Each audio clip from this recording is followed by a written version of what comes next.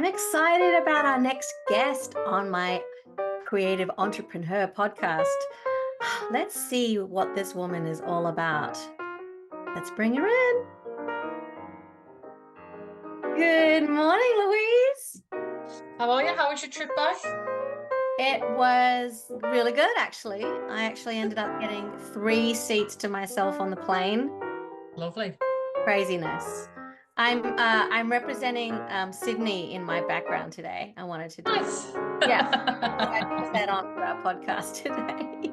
It's funny, my next meeting is actually with people in LA as well. Today is America Day. All right, so I'm going for Australia today and you're going for America today. Clearly, I've got a meeting with 2 from Los Angeles and 1 from Salt Lake City at 8:45.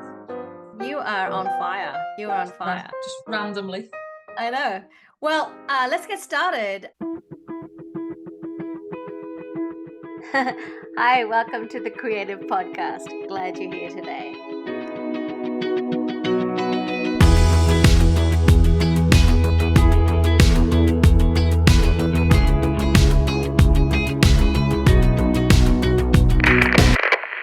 All right. Hi, it's Jilly again at The Creative, and welcome to another episode of the Creative EntreprenHER Podcast, where I interview leading female executives, digital and creative disruptors, and entrepreneurs who share their insights, tactics, and strategies that made them successful passion leaders. It's my big thing right now, passion leadership. And the podcast is part of TheCrea8ve, a platform that provides content, connection, and creative resources to light a fire in your belly and heart and mind to achieve the impossible. And it is my favorite side hustle when I'm not building empires of my own and leading teams around the world. I invite really interesting guest speakers to join me on the Creative EntreprenHER Podcast, and the topics have been centered around creativity, entrepreneurship, and a little bit of both. And I'm also focusing on women a lot in business lately. That tends to touch on some really juicy topics. Some of them that I've noticed is strength, empowerment, life stories, and ultimately the path least traveled, which brings me to today's episode. I'm really excited to welcome Louise Gardner as my special guest today on my podcast. How are you doing, Louise? Excellent. Thanks, Julie. Thanks for the invite. Really excited to talk to you this morning. Yes, me too. You know, Louise is a founder. I love meeting founders, people who build things from the ground up. She's the managing director of Pledge Consulting, and it's a specialist project management consulting business based in Sydney, Australia. That's why I have the Sydney Harbour Bridge behind me in honor of Louise, and I'm originally from Sydney. And Louise founded this business in 2012 after becoming frustrated with corporate life after 15 years working in large corporations. I hear you, girl. I actually resonate with you so much because we're both PMO leaders, and I've been inspired by you from the get-go. I literally stalked Louise on LinkedIn and just watched what she was doing, and she was posting some really cool posts. And then I snooped up on her, like her website for Pledge, and I was like, who is this woman? And I reached out to her, cold reach out. I don't normally do that. Like, I'm pretty like, I'm not going to reach out to most people. Like, a lot of people reach out to me, and I'm kind of an introverted extrovert. So I'm not like constantly reaching out to people. I pick and choose, and I've met so many people in my life, but I called her basically because I so resonated with your ethos, your thought leadership, and just the fact that you built this business yourself. And of course, it's in the field that I love so much. And we met the first time a couple of weeks ago in near Sydney for coffee, lunch. And it was so great to meet you in person. So I'm so happy to be with you today on my podcast. It's always nice to meet a kindred spirit, hey? And yeah, it was so good to meet you in person as well after connecting from a distance. So yeah, it is. I don't do a lot of cold outreaches either, and I don't accept a lot of cold outreaches. So I think we were obviously fated to meet. I think so too. I really do. And I can really, I feel like now I can call you a friend too, Yeah, because we spent some absolutely. time together.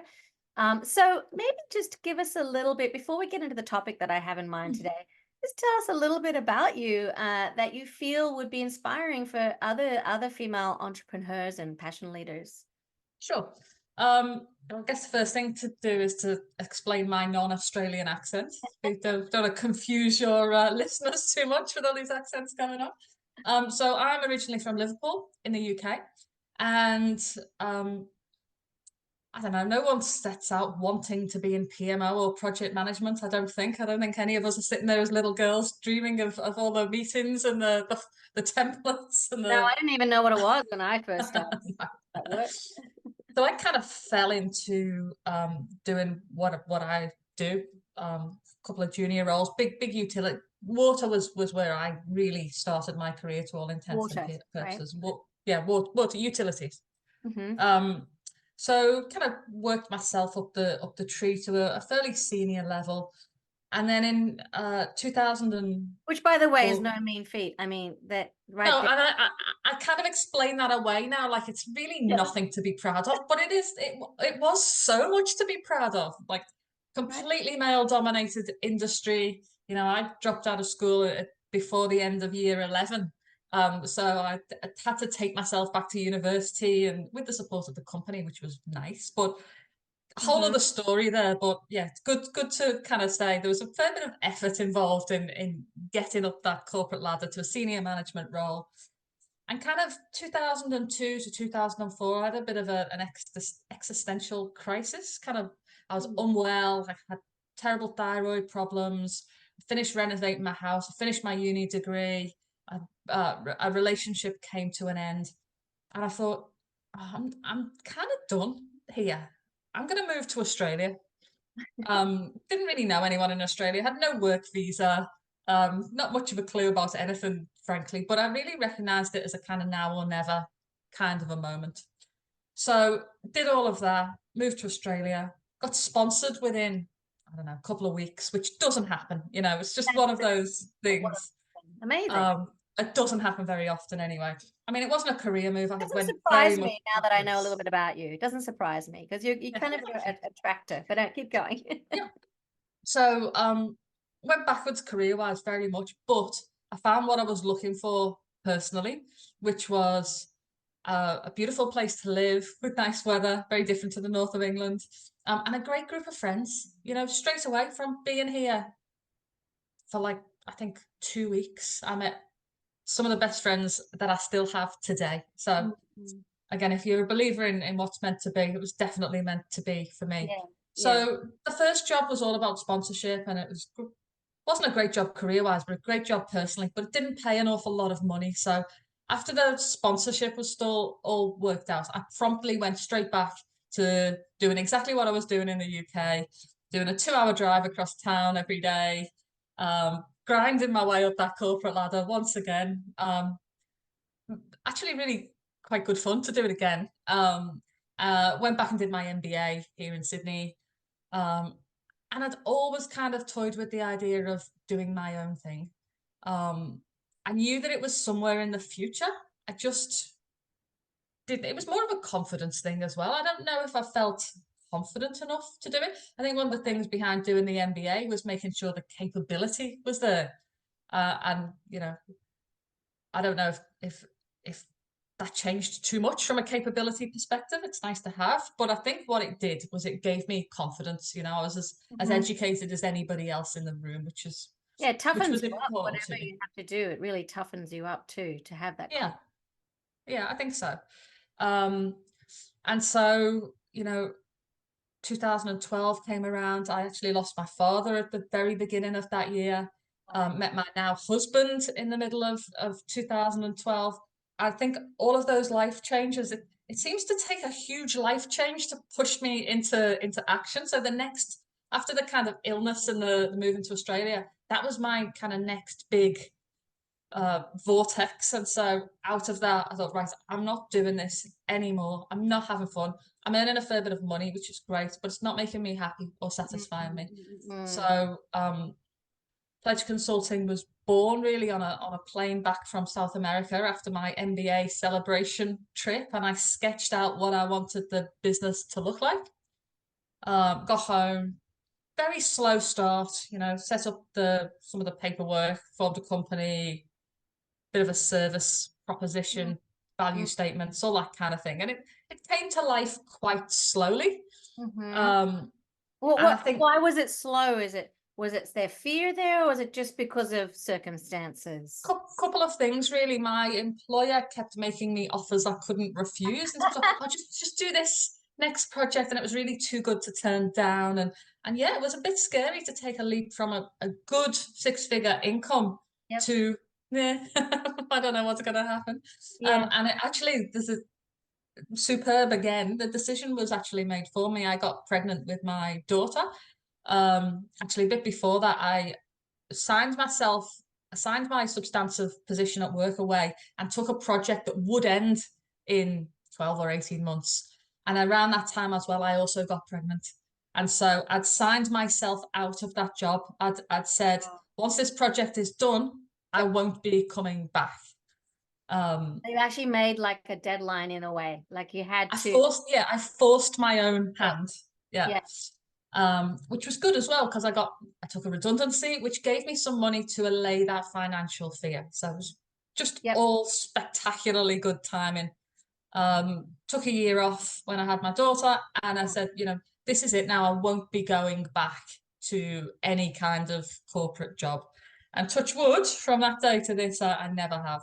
That's just incredible. I would love to just touch on a couple of things that I really gathered from this journey so far from you. First of all, just the kindred pieces of us. So just a few years before that, I took the leap from Sydney and came to Los Angeles. And I know the feeling of just taking that risk and just going for it. And I feel like, and I never look back too, there's so many things that happened for me in LA that I didn't have in Sydney. And it's funny that you chose Sydney. It's just, doesn't really, at the end of the day, it doesn't really matter where you go. It's just that you're going to a new destination and you're making a change. And what I also heard, it's a journey. Like, it's funny, you were talking about going up the corporate path, but then you kind of had to go back down and then you start up again. Like it's never just going all the way up. That's not career. Career is like it goes over here, make it here, comes over there. You're still moving forward, but it changes. And I heard that in your story. I love how the life. I mean, for better or for worse, that life changes pushed you into action. That's big. And I realized that too. I've had life changes. I've had medical issues in the past that forced me to confront my current life and change it for the better. I've always, those pivots, you hear about these things from entrepreneurs all the time.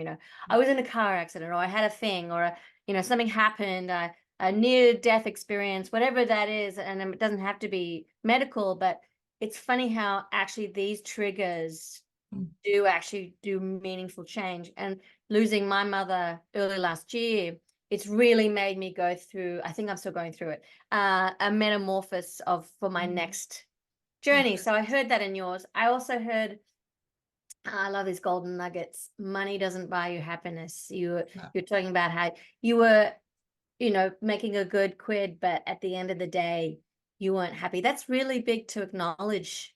It is, but I'm gonna say as well, I'm not, money doesn't make you happy, but not having any makes you unhappy.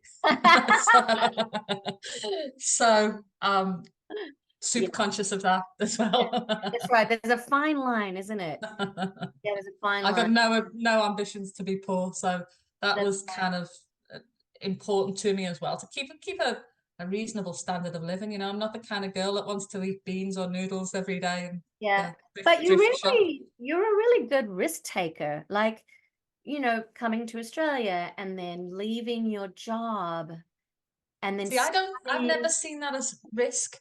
I don't think I'm a good risk manager. I don't think I'm a good risk taker.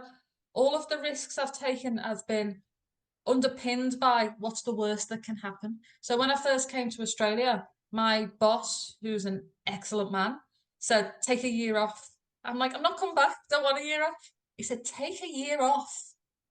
Wow. He filled the forms in himself. He made me take a year off. Now, my plan B, if I didn't get an Australian visa, I was going to go to Japan and teach. I wasn't going back, Right. but I had options. So I could have gone back to that nice, cozy job with Yeah. my tail between my legs saying I tried, but it didn't work. So Yeah. there wasn't a lot of risk there. You know, I sold a house in the UK. It wasn't a particularly expensive house, but I put those money in bonds. So if it had all gone to custard, I Right. wasn't going to starve. That's great. So So I you don't, always had a safety net in your mind. You I think knew so. what you When I could start, fall back yeah, on. when I started the business, I Yeah. didn't start it till I had that redundancy money. Right. So I've taken some risks, sure, but I don't think, along with these life changes, the other constant is a platform to say, okay, what's the worst thing that can happen if this doesn't work?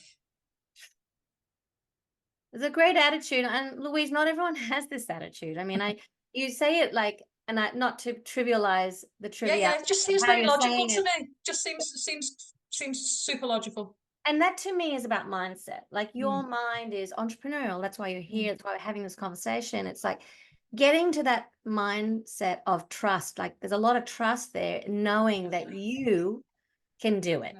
yeah. Yeah. What is that? Is there something in your childhood or upbringing? Where does that come from in you? Oh, who knows? You know, I've got a brother who's exactly the opposite. So it's nothing in the way we were Hope you're brought not up. watching this, brother. I'm almost 100% positive that he's not. And if he is, um, I don't know. I work with uh, a coach here in Sydney on some strategy stuff, and whenever we come up with new ideas, she always says your self-belief is like nothing I've ever seen. I back myself. I don't always get it right, but where I get it wrong, it's usually in the smaller stuff where I'm comfortable to say, hey, well, let's give this a go. It's small stuff. I've got another mentor in my life as well who calls this firing bullets and cannonballs. So fire your bullets, consequences are very low on firing bullets. Cost is low, impact is low. Mm. If you hit the target, great. If they don't, nobody gets killed. Be very sure about your cannonballs because you don't get many of those, and they've got to hit the target. And I What kind of like defines that. a cannonball for A you? cannonball is something, you know, from a business perspective or a life perspective, really. It's something that takes a big financial investment, has consequences if Mm. it goes wrong, but if it goes right, can lead to really great opportunities. Right, right. So knowing the Amazing. difference between bullets and cannonballs is, I think, important. Yep, yep. So now you have Pledge Consulting. It's been going, what, since 2012, right? 2012, yeah. What would be some of the areas that you feel running a business has been rewarding and challenging? And also not to put gender on this, but you know, it is an entrepreneur podcast, but Hmm. anything there from a female boss kind of perspective as well that you'd like to share? Um, oh look, um, to take the first question first, Yeah. I dance to work every single day. I love what I do. What a beautiful. It's not without its challenges sometimes. Um, but I get to play with I feel like I'm playing. I get to play with things that give me pleasure. Now, again, you know, I work with people who tell me I do too much. But I do the things that I enjoy. You know, so I will do a podcast. I quite like doing the editing. I shouldn't do it. I should send it to somebody else, but I like doing that stuff. A piece of consulting comes up. If it's something that interests me, I will do it. If it's not something that really gets me excited, I'll give it to somebody else to do. I'll do the oversight piece, but I don't necessarily need to be on the ground with the customer. So the ability to craft the kind of professional life that gives me, I'm going to say it, joy. It's a big word. It's a small world with a big connotation, but yeah, I feel joyful most of the time I'm in the office.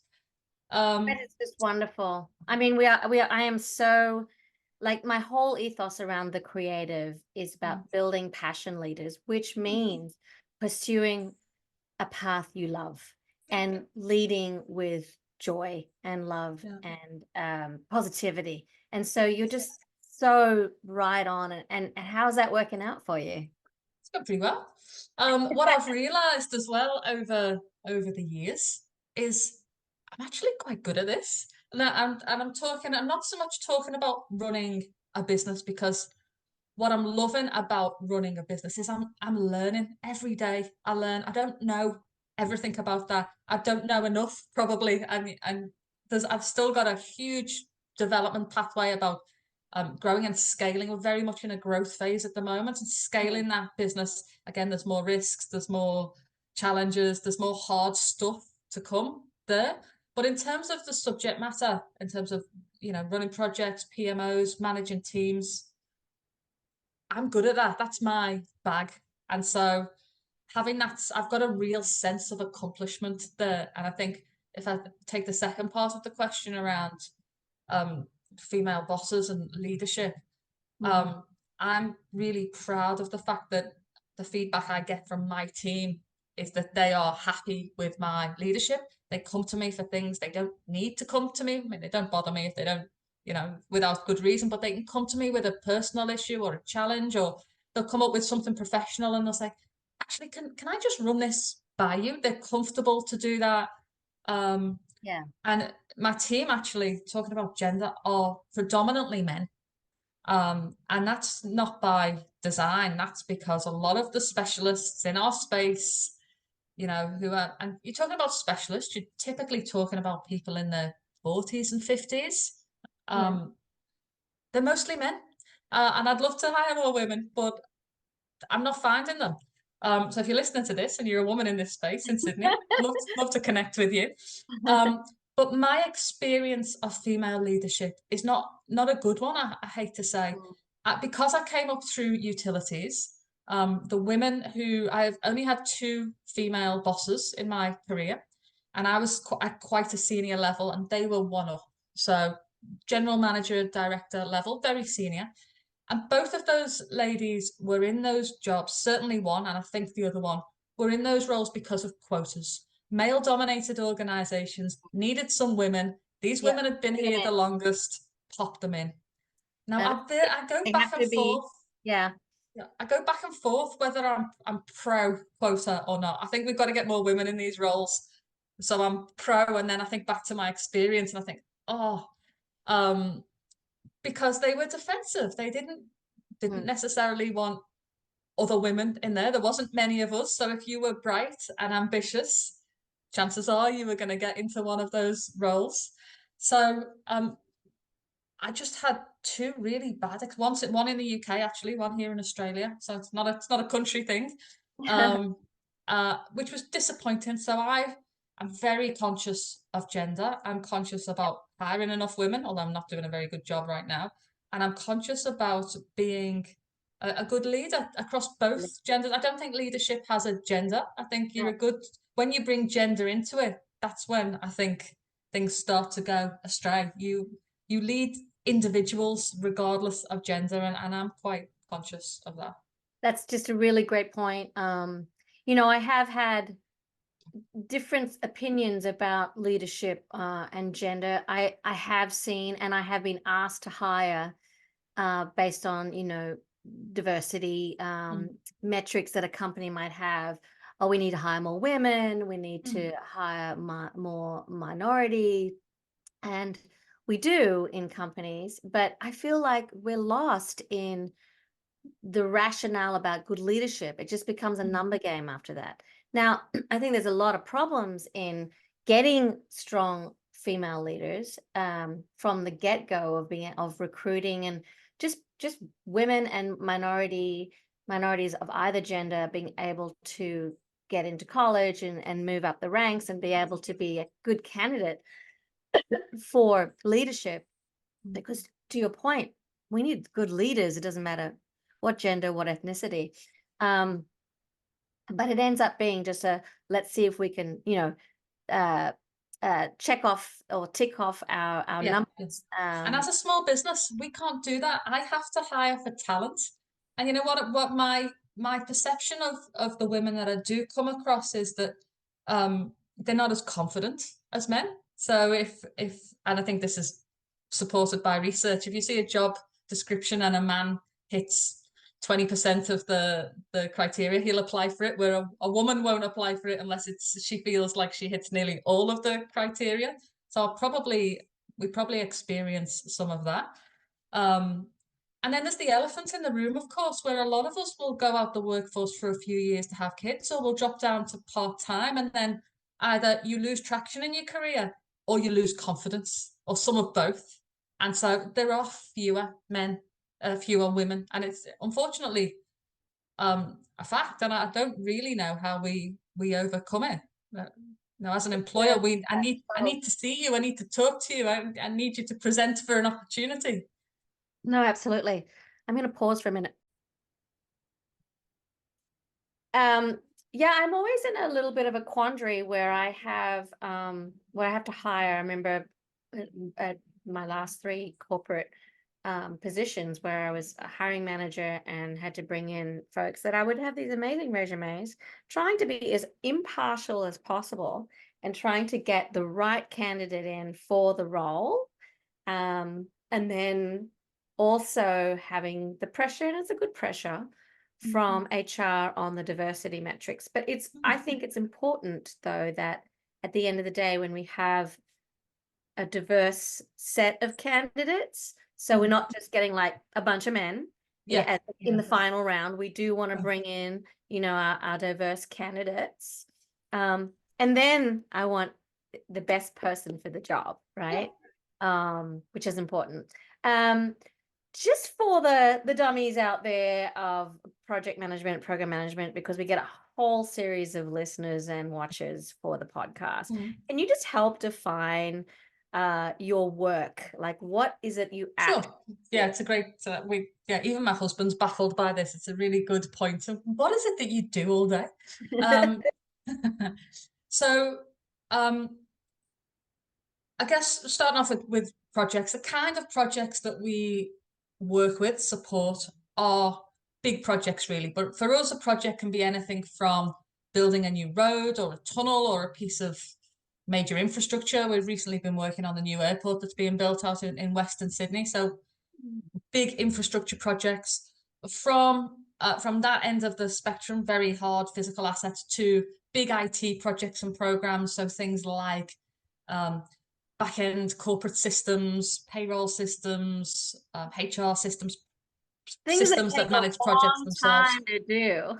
Things that multi-year, multi-million-dollar investments. Yeah. I guess when I define a project, I'm talking about an investment in something by an organization. So what we do as a business is we don't run these projects, typically. We help organizations run them properly and in a systematic kind of a way. So we will work with them to set up frameworks, standards, guidelines, governance, to help make sure that they are being very structured in the way that they develop that project. So making sure it's properly planned, making sure that the expenditure is correctly governed, making sure any changes to what's being delivered are correctly documented, and decisions are making, rather than somebody just changing their mind and say, I know we asked for a red one, but now we want a blue one, could completely change the design. So we call that project management officers, or P3O, we call it project program or portfolio management officers. And a PMO really oversees and governs all of those organizational investments. And so there can be lots of different things involved in that. If you're in a big organization, you might have a portfolio management office that also chooses what kinds of projects or investments you make as a business. Or you might have something which is kind of small and simple, and a PMO that sits within a small project. A small project is still probably a couple of $1 million. And just make sure all the reporting is done, that risks are managed, budgets are managed, it finishes on time.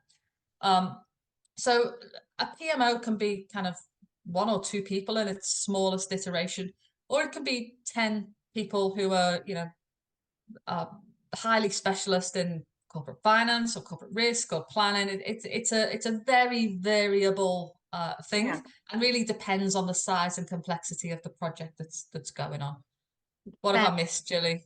You're pretty much there. I mean, I think that you nailed it. I wouldn't mind diving a little deeper since I am in this space, but you're very much in the professional services organization industry where you've got a client. Whereas, a lot of my PMO work, and I've done that too, but a lot of my PMO work, I have been the client. And I'm working with these professional service organizations. What do you think is the important key part about working with your clients, on a day-to-day and month-to-month basis? Yeah, having the client understand that projects are not done because we all want to do projects. Projects are done to release value. They're done. So you know what buys an airport because we need another building and a strip of concrete. You build an airport because you need additional air capacity to increase the GDP of the state, in our case, the country. You have congested roads around the existing airport. You need to just be better at moving people around this enormous continent, people and things, I should say. So we don't do projects just to keep ourselves employed. We do them for the output that they bring. And sometimes but sometimes customers, they're not coming from that position. They're coming from a position of, I've been given this job to do and I just need to do it as quickly as possible. And let's just get it done. And if there's a change, let's just make it. So having that understanding of, coming back to the language, a project is an investment. It's taken, and think about the investments we make personally. You build a house or you buy a car. You need to make sure you get value from that investment or you're wasting your money. No different in organizations. The only difference is the money we're talking about is much, much more significant. And in many cases, certainly with the projects we work on, that is government money, it's taxpayer money. And so making sure that the taxpayer gets value for that investment, very, very important. So to come back to your question, having a customer sees we're all about releasing that value. So for us to have an easy and good customer engagement, it really helps if the customer understands that. Now, you would think that's a no-brainer, right? Because we need to be engaged by a customer to come in. Right. But sometimes we're engaged because people tell them to engage us. You need some help with that. And they don't necessarily always understand why we do projects. And it sounds really simple, doesn't it? I don't mean to condescend to anybody, but people get caught up in the urgency of, I've got a KPI to deliver this thing. And they forget why they're delivering it. Yep. And so if they understand that's what good customer looks like for us. Yeah, I really resonate with that. What I'm hearing is really understanding what's the result, what are we trying to achieve? Knowing that, like, as a good program or project or success manager, just really, really getting behind the outcome. And then you're talking about delivering. It's funny because every project that I've ever been on, any project, someone's always trying to move the needle.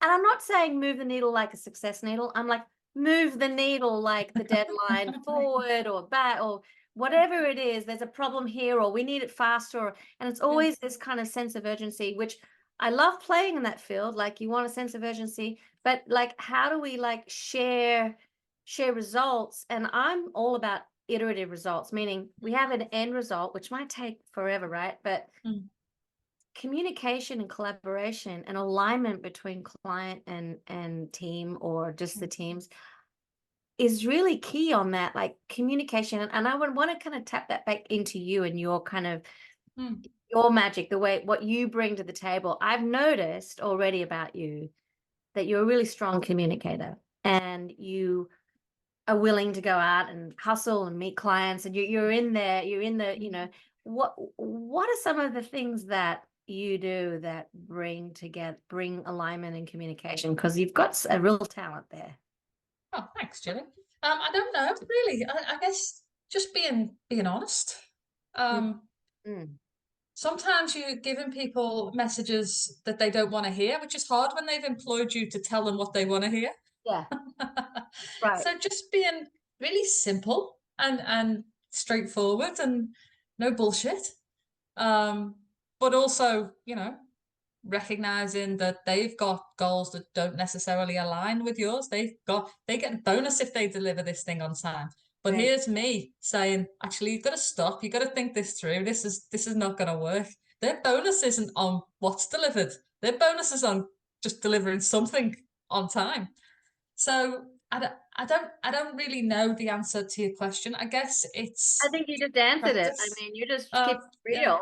it's just yeah, keep it real, and it's practice. I don't think anyone comes out the gate feeling super confident about being able to deliver some of these messages, especially when we're talking about CEOs or CIOs who are, Mm, very busy and important in inverted commas. mm. But yeah, there's no other way really than just being logical, truthful, straightforward. Amazing. Um, what's next for you? What are you looking into? I mean, being the entrepreneur that you are, you've built and Mm. founded your own business, and I can see that you said earlier, I'm constantly learning. Like, what's your next move in exploring your entrepreneurship? Yeah, we've got some bullets and some cannonballs all charged and ready to go. So uh, a few things going on with us. So we've really gotten into events over the since COVID. In fact, we did our first event in August 2020 when certainly most of Australia was locked down. Yeah. And we did an online, what we call the PMO Leadership Symposium. It Mm. went really, really well, and so we've brought that to life in a face-to-face format now. So we do one of those each May in Melbourne, and one in October in Sydney, where we get 60, 70 PMO leaders in a room for a day, and we have some speakers. But the thing I love most about those sessions is that we do roundtables, we have panel discussions, we do speed networking, which is really fun. So, and that's really just been so successful. We're going to cap it probably this year at the level that it's at, because we find that number is just enough that you can meet everybody in the room. But because we've been so successful, we're also going to add to our events program this year and do a 2-day project management technology showcase event. That'll be in Sydney at the end of July. And we're going to invite some of our technology vendor friends to join us, because we feel there's a real appetite in the market for, particularly with the dawn of AI, and, everyone's looking for solutions to work in a more agile way. Yeah. And then there's all the traditional project management stuff that hasn't gone anywhere, and there's more and more good technology solutions to support that. So we're going to give a platform for technology. That's going to be bigger. That's a 2-day event. We're probably going to get 150, 200 people there at the Hilton Hotel in Sydney at the last couple of days in July. So I'm super excited for that.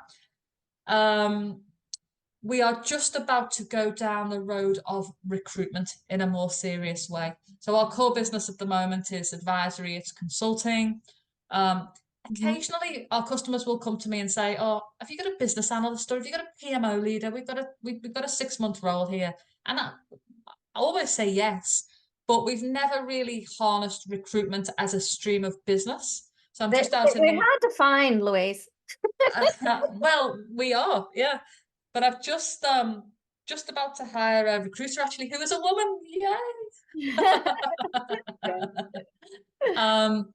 So by the time this is out in the world, we'll have a recruiter on board, and very much going to start supporting our customers in terms of giving them great people as well. And so hopefully I can put into action some of the things I've talked about getting more women on the team. Somehow we're going to make it happen. Amazing. We've also done a fair bit around coaching and mentoring in the last year. We've got a program called Elevate, which is a 6-month semi-structured mentoring program for project management professionals, whether you're a project manager or a PMO leader. Yeah. We've got a research-based program that can help people get to the next level in their career. Probably going to change the name since we've called it Elevate. Do you know how many Elevate programs we've There's a seen few, out there? but you can call it Pledge Elevate or something. I Yeah, don't. but the principles hold, right? You do the Yeah, program, you get taken up to the next that's level. Right. So I have a coaching program called Accelerate. okay, perfect. That was another one on the list. Fine, it's fine. No. We knew we already came across an Accelerate. That's why we didn't go for That's Accelerate. funny. So. I love how you're really continuing to grow and expand the business. It's like it doesn't stop here. You know, that's a big lesson for all of us who found new businesses and start something new. It's organic and growing. I've been running a nonprofit songwriting organization, completely different, for 23 years, and it continues to change every 6 months to a year. We're doing something new for it, which, Yeah. you Well, know, if you're yeah, not growing, you're dying. You know, I don't yeah, know where that phrase came from, but it really resonates with me. You've got to, and that's why I like this concept of bullets so much. You've just got to keep throwing things at the wall, yeah, keep firing your bullets. yeah. Some things will stick, some things won't stick. But what we try to have as the principle behind all of those things is, will this give value to our community? Will people be better when they finished our program, or when, you know, they'll get a great job from us, or whatever it is? Will this do something positive for our community? I mean, you are just positivity in a pill. I mean, everything that you My do. husband probably wouldn't agree.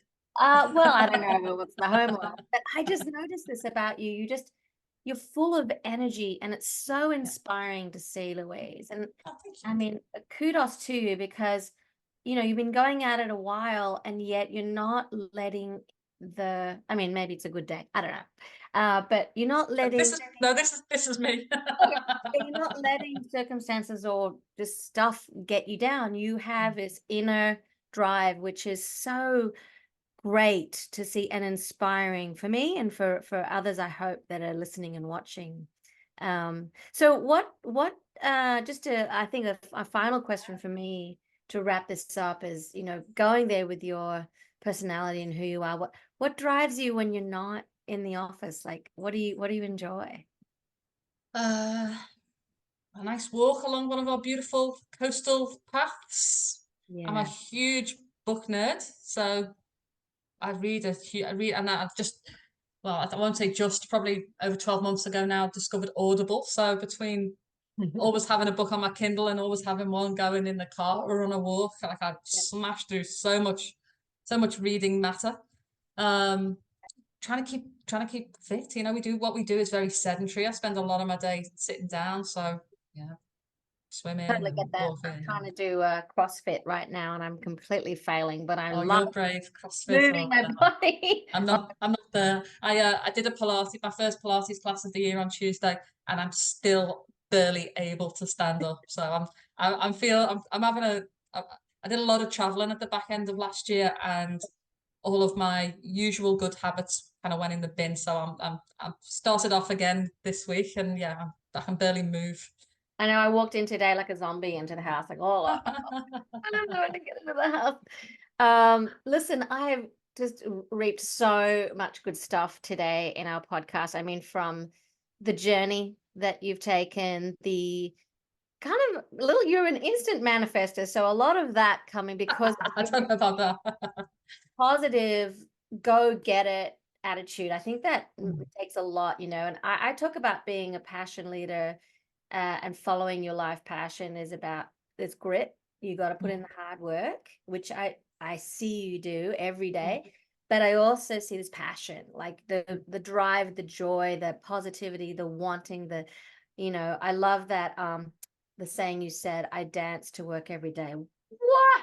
Just that metaphor is so beautiful, and I hope that folks listening and watching really feel that. Like you said, I feel like I'm playing with things that give me pleasure and pursuing joy. I mean, running a business, a competitive market, um, and doing this with the big guys, and loving what you do, and loving your life, that's a great legacy, and What's the really, worst can happen? You know, we go broke, I go get another job, and then it all starts again. The wheel goes round again. I Hopefully that won't happen. Touch all the wood. But that's the know. worst that can happen, right? That's the worst. In fact, even that, you know, like where there's so many choices we have in Yeah. life, and yeah, and it is about embracing. But I think what I learned today from you is, yes, you can do anything, but while you don't call it a risk, taking that leap of faith and following your heart, I think it's big. And it's a big theme for me, and I just really loved hearing your story today about that. Is there anything finally you want to, like a little golden nugget you want to throw at us before we I depart? think so. I think I'm all out of nuggets. But yeah, look, very, very happy to connect with your listeners on LinkedIn. Yeah, where can we find you? Yeah, LinkedIn, Louise Gardner. Our company page as well is worth a follow if you're interested in this space particularly. We do a lot of webinars and masterclasses and that kind of thing. So the Pledge Consulting company page is worth a look. We're on Instagram, Pledge_consulting AU on Instagram. That's pretty much it. Probably LinkedIn is my favorite platform because all our projecty people tend to live there. Fabulous. I'm grateful that I'm connected with you. It's great. And I'm so happy that you came on the podcast today. Thanks so much. Likewise. Thank you for having me. Very nice to meet a kindred spirit, and I'm sure we'll speak soon in some capacity. Oh, I'm sure we will. I will make sure of it. All righty, Louise. Well, have a great day, and enjoy your conversations with America that's coming up after this. I will do. And I'll talk to you soon. Yeah. Thanks, Jilly. Thanks for having me on. Thank you. Bye. See you. Bye now. Come and join us at TheCrea8ve.com, CREA8ve.com, or find us on social. Or find me, Jilly Moon. See you soon.